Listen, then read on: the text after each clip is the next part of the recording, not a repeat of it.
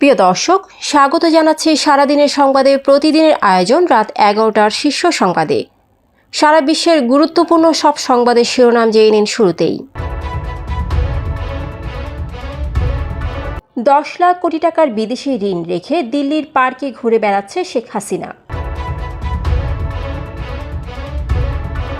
ঢাকা বিশ্ববিদ্যালয় ও জাহাঙ্গীরনগর বিশ্ববিদ্যালয়ে গণপিটুনিতে 2 জন নিহত, দেশ জুড়ে প্রতিবাদের ঝড়। শেরপুরে সব থানার ওসিকে একযোগে বদলি। শহীদদের নিয়ে মামলার নামে দেশে ব্যবসা শুরু হয়েছে বললেন সার্জিস আলম। 1 নভেম্বর থেকে পলিথিন ব্যাগের বিরুদ্ধে দেশব্যাপী অভিযান বললেন জলবায়ু উপদেষ্টা। একসঙ্গে 2 সরকারি চাকরি করেন গোপালগঞ্জের সোহাগ। আগস্টে বাংলাদেশে ভারতের রপ্তানি কমেছে 28%। অন্যদিকে নিউ ইয়র্কে হচ্ছে না ইউনূস মোদির বৈঠক। স্বাধীন ফিলিস্তিন রাষ্ট্র ছাড়া ইসরায়েলকে স্বীকৃতি দেবে না সৌদি আরব। লেবাননে ওয়াকিটকি বিস্ফোরণে 20 জন নিহত। দেশের সম্পত্তি বিক্রির টাকা বিদেশে যাচ্ছে হুন্ডিতে। দর্শক, এবারে জেনে নিন বিস্তারিত। ফ্যাশন ব্র্যান্ড মানে আর্ট। ক্ষমতায় থাকাকালে শেখ হাসিনা সরকার বাছ বিচার না করে একের পর এক বিদেশি ঋণ নিয়েছে। বাংলাদেশ ব্যাংকের তথ্যানুযায়ী চলতি বছরের জুন শেষে দেশে বিদেশি ঋণের পরিমাণ 103.79 বিলিয়ন বা 10,379 কোটি ডলারে পৌঁছেছে।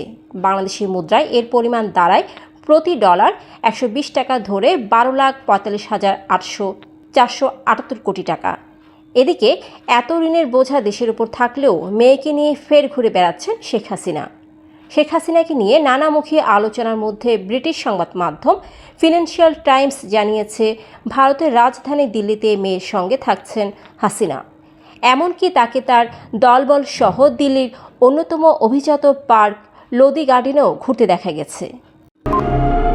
ঢাকা বিশ্ববিদ্যালয়ের ফজলুল হক মুসলিম হলে চোর সন্দেহে গণপিটুনিতে যুবকের মৃত্যু ও জাহাঙ্গীরনগর বিশ্ববিদ্যালয়ে গণপিটুনিতে সাবেক ছাত্রলীগ নেতার মৃত্যুর ঘটনা ঘটেছে। ঠুনকো বিষয়ে সন্দেহের বশে তাদের পিটিয়ে মেরে ফেলা হয়েছে। এসব ঘটনায় দেশজুড়ে তীব্র নিন্দা ও প্রতিবাদের ঝড় উঠেছে। শেরপুরে 5 থানার পুলিশের ভারপ্রাপ্ত কর্মকর্তাকে বদলির নির্দেশনা জারি করা হয়েছে। বুধবার রাতে অতিরিক্ত আইজি আবু হাসান মোহাম্মদ তারিকের সই করা প্রজ্ঞাপনে তাদের বদলির বিষয়ে জানানো হয়। প্রজ্ঞাপনে আগামী 21 সেপ্টেম্বরের মধ্যে ছাড়পত্র গ্রহণ করে বদলিকৃত কর্মস্থলে যোগ দেওয়ার কথা বলা হয়েছে। শহীদদের নিয়ে মামলার নামে দেশে ব্যবসা শুরু হয়েছে বলে মন্তব্য করেছেন বৈষম্য বিরোধী ছাত্র আন্দোলনের অন্যতম সমন্বয়ক সার্জিস আলম। তিনি বলেন, প্রকৃত অপরাধীদের সঙ্গে মামলায় জড়ানো হচ্ছে অনেক নিরপরাধ মানুষকে। বুধবার বিকেলে শরীয়তপুর সরকারি কলেজ মাঠে অনুষ্ঠিত দুর্নীতি, চাঁদাবাজ ও সন্ত্রাসের বিরুদ্ধে জনসভায় এ কথা বলেন সার্জিস আলম। পলিথিন শপিং ব্যাগের বিরুদ্ধে আগামী 1 নভেম্বর থেকে সমগ্র দেশব্যাপী অভিযান পরিচালনা করার সিদ্ধান্ত গ্রহণ করা হবে বলে জানিয়েছেন পরিবেশ, বন ও জলবায়ু পরিবর্তন উপদেষ্টা সৈয়দা রিজওয়ানা হাসান। এ সময় আগামী 1 অক্টোবর থেকে সুপার শপে অভিযান পরিচালনায় নেওয়া আগের সিদ্ধান্ত বহাল থাকবে বলেও জানান তিনি। বুধবার সন্ধ্যায় পরিবেশের উপর প্লাস্টিকের বিরূপ প্রভাব মোকাবেলায় প্লাস্টিক দূষণ নিয়ন্ত্রণে দোকান মালিক সমিতি এবং প্লাস্টিক পণ্য ব্যবসায়ীদের সাথে এক সভায় একথা বলেন তিনি। গোপালগঞ্জে একসঙ্গে 2 সরকারি চাকরি করার অভিযোগ উঠেছে জেলা প্রশাসকের কার্যালয়ের রেকর্ড রুমের অফিস সহায়ক সোহাগ হাওলাদারের বিরুদ্ধে। তথ্য গোপন করে ঢাকা দক্ষিণ সিটি কর্পোরেশনের পরিচ্ছন্ন পরিদর্শক পদে চাকরি নেওয়ার অভিযোগ তার বিরুদ্ধে। জানা গেছে, 2021 সালের 1 নভেম্বর গোপালগঞ্জে জেলা প্রশাসকের কার্যালয়ে অফিস সহায়ক পদে যোগদান করেন সোহাগ। কোটালীপাড়া উপজেলার বান্ধাবাড়ি ভূমি অফিস কর্মস্থল হলেও সংযুক্তিতে বর্তমানে তিনি ডিসি অফিসের রেকর্ড রুমে কর্মরত রয়েছেন। তবে সরকারি চাকরিতে কর্মরত থেকেও সিটি কর্পোরেশনের চাকরির আবেদনে তা গোপন করেছেন সোহাগ। চলতি বছরের 13ই মে পরিচ্ছন্ন পরিদর্শক পদে নিয়োগ পান সোহাগ। ভারত থেকে বাংলাদেশে রপ্তানি আগস্ট মাসে 28% কমে গেছে। এ মাসে বাংলাদেশে 68 কোটি 10 লাখ ডলারের পণ্য রপ্তানি হয়েছে, যা গত বছরের আগস্টে ছিল 94 কোটি 30 লাখ ডলার। ভারতের বাণিজ্য ও শিল্প মন্ত্রণালয়ের প্রকাশ করা পরিসংখ্যানের বরাত দিয়ে ইন্ডিয়ান এক্সপ্রেস এ তথ্য দিয়েছে। ভারতের বাণিজ্য ও শিল্প মন্ত্রণালয়ের তথ্য অনুযায়ী গত বছরের আগস্টে ভারত বাংলাদেশে 943 মিলিয়ন ডলারের পণ্য রপ্তানি করেছিল। বাণিজ্য তথ্য অনুযায়ী বাংলাদেশে ভারতের প্রধান রপ্তানি পণ্য তুলা রপ্তানি কমেছে প্রায় 10%।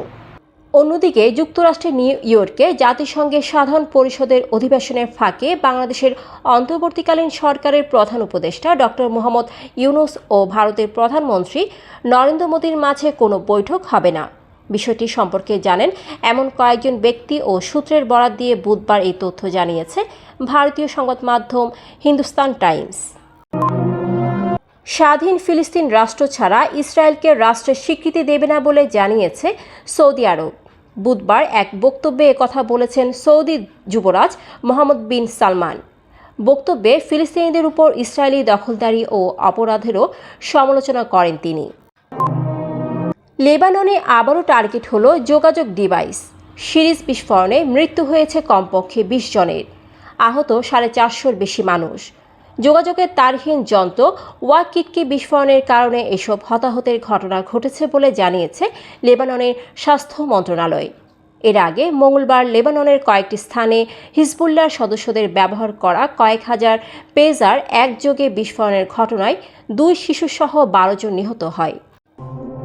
শেখ হাসিনা সরকারের পতনের পর থেকে যুক্তরাষ্ট্র, যুক্তরাজ্য ও কানাডা দূতাবাসগুলোতে পাওয়ার অব অ্যাটর্নি অথরাইজেশন অনুরোধের মাত্রা সম্প্রতি বেড়েছে। এ ধরনের পাওয়ার অব অ্যাটর্নির মাধ্যমে এসব দেশের প্রবাসীরা দেশের সম্পদ বিক্রি করে হুন্ডির মাধ্যমে বিদেশে নিয়ে যাচ্ছে, যার কারণে নগদ ও সন্দেহজনক লেনদেনের বিষয়ে দ্রুত পদক্ষেপ নেওয়ার নির্দেশনা দেওয়া হয়েছে। সম্প্রতি অর্থ উপদেষ্টার সভাপতিত্বে অনুষ্ঠিত অর্থ মন্ত্রণালয়ের বৈঠকে এসব বিষয় উঠে আসে। পাচার হওয়া এসব অর্থ দেশে ফেরাতে উদ্যোগ নিচ্ছে অন্তর্বর্তীকালীন সরকার। সংশ্লিষ্ট সূত্রে এসব তথ্য জানা গেছে। দর্শক, এতক্ষণ আমাদের সাথে থাকার জন্য ধন্যবাদ। প্রতি মুহূর্তে দেশ বিদেশের গুরুত্বপূর্ণ সব সংবাদ জানতে চোখ রাখুন সারাদিনের সংবাদের অফিসিয়াল ফেসবুক পেজে। Fashion brand Money Art. Men's, ladies and kids wear.